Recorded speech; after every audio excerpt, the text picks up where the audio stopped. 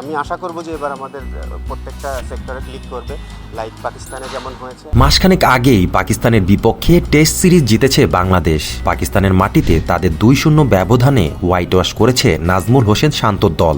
এবার ওয়েস্ট ইন্ডিজের বিপক্ষে স্বপ্নের মতো সেই সিরিজটির মতোই পারফরম্যান্সের প্রত্যাশা করছেন আব্দুর রাজ্জাক।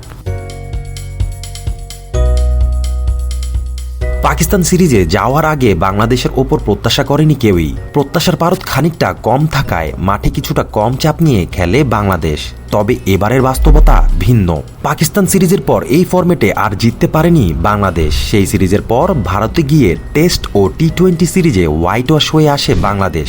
এরপর ঘরের মাঠেও প্রত্যাশা মতো পারফরমেন্স করতে পারেনি তারা।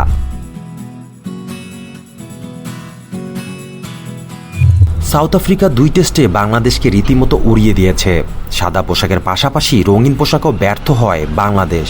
সাউথ আফ্রিকা সিরিজের পর সংযুক্ত আরব আমিরাতে গিয়ে আফগানিস্তানের কাছে 2-1 ব্যবধানে ওয়ানডে সিরিজ হারে শান্তর দল। ক্যারিবীয় দ্বীপপুঞ্জে বাংলাদেশের স্বরূপে ফিরুক, এটাই প্রত্যাশা বিসিবি নির্বাচক রাজ্জাকের। ভালো প্রত্যাশাই থাকে সবসময় যে ভালো করব। তিনি বলেন, ওয়েস্ট ইন্ডিজ ট্যুরে আমরা প্রত্যাশা বললে তো ভালো প্রত্যাশাই থাকবে। অবশ্যই টেস্ট ম্যাচ জেতার চিন্তা, শুরু অন্তত করতে পারি টেস্ট ম্যাচ জিতব বলে। সবসময় যে ক্লিক করে সেটা না। আমি আশা করব প্রত্যেকটা বিভাগ জ্বলে উঠবে।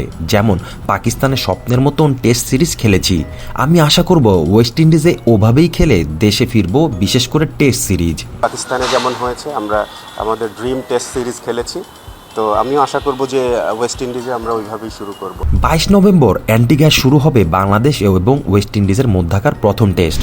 30 নভেম্বর থেকে জামাইকায় শুরু হবে দ্বিতীয় test. Moinul Hossain Majumder, ultimate sports.